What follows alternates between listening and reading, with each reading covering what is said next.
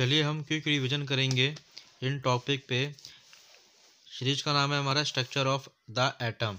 इस सीरीज में हमें देखना है Thomson model of an atom, Rutherford model of an atom, Bohr model of an atom, neutron, electron distribute in different orbits, shell, valency, atomic number, atomic mass, isotopes और isobar के बारे में देखेंगे।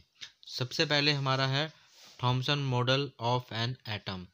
ठीक है, इसके बारे में देखते हैं। थॉमसन मॉडल ऑफ एटम में ये बताया गया था, इन्होंने क्या करा, अपने एटॉमिक मॉडल को समझाने के लिए उन्होंने इसका कंपेयर किया था वाटरमेलन से।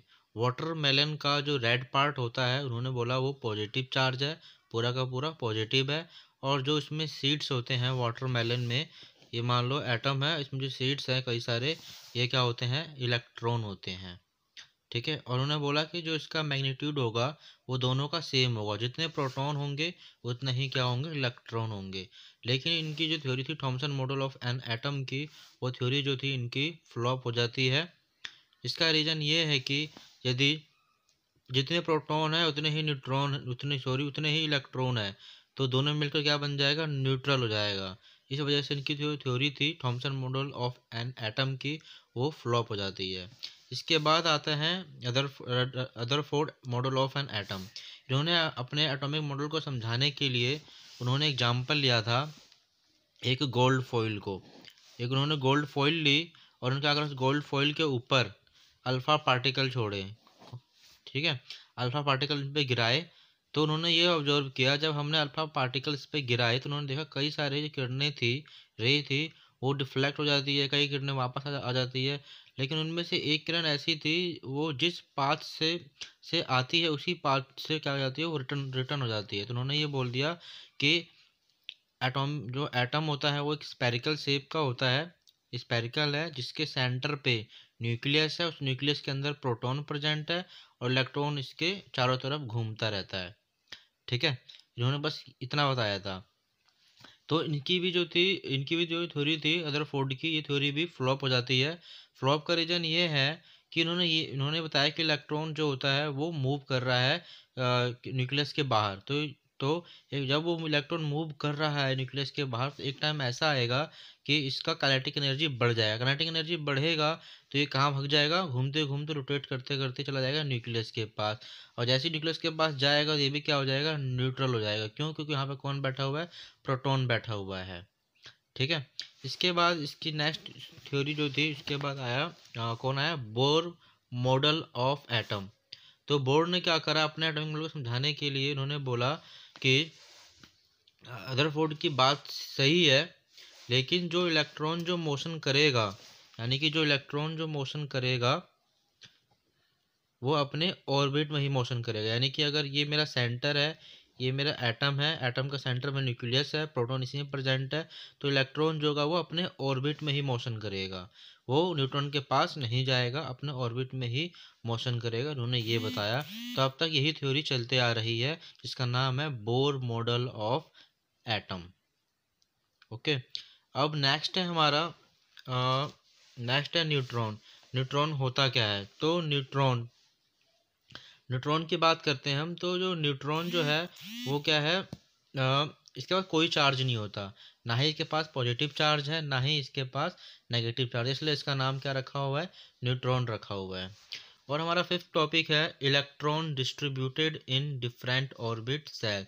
यानी कि इलेक्ट्रॉन कैसे डिस्ट्रीब्यूट हो रहा है डिफरेंट ऑर्बिट्स में। चलिए आइए इसको समझते हैं इजली तरीके से।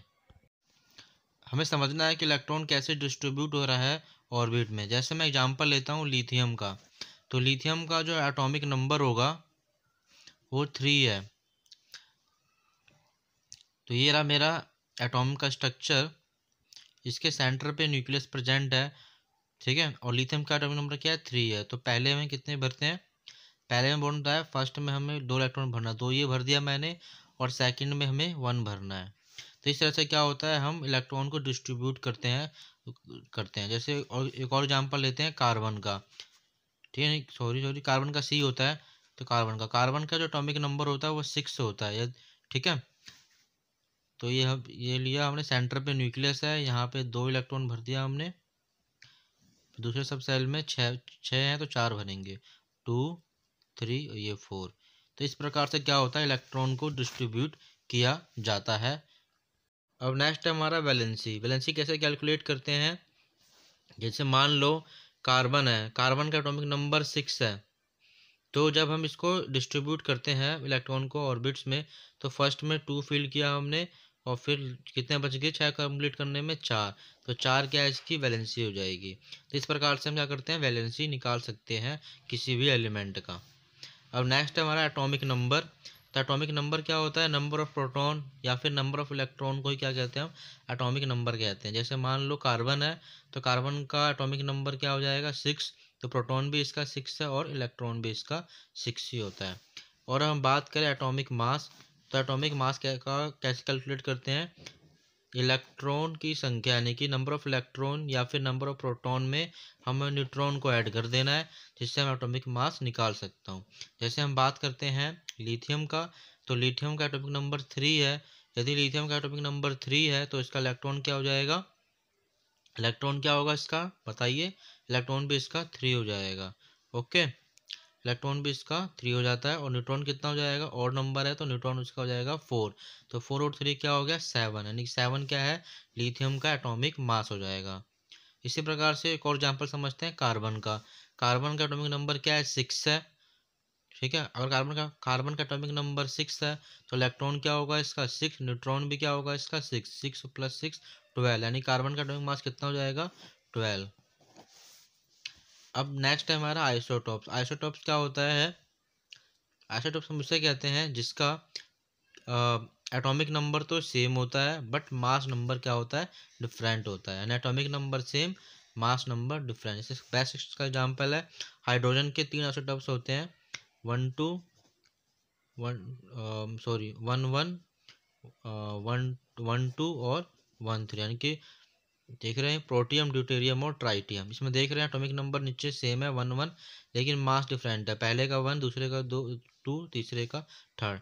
इसी प्रकार से आइसोबार में क्या होता है, एटॉमिक नंबर डिफरेंट होता है लेकिन मास नंबर क्या होता है सेम होता है। इसका बेस्ट एग्जांपल है आर्गन, इसका बेस्ट एग्जांपल है आर्गन और कैल्शियम। आर्गन आता है 18 नंबर पे लेकिन इसका मास हो जाएगा 20, नहीं सॉरी 40। कैल्शियम आता है 20 नंबर पे, इसका भी मास नंबर क्या हो जाएगा 40, यानी एटॉमिक नंबर डिफरेंट है बट मास नंबर क्या है सेम है, तो इसे हम कहते हैं आइसोबार। तो ये थे हमारे टॉपिक सीरीज, इसका नाम था स्ट्रक्चर ऑफ द एटम।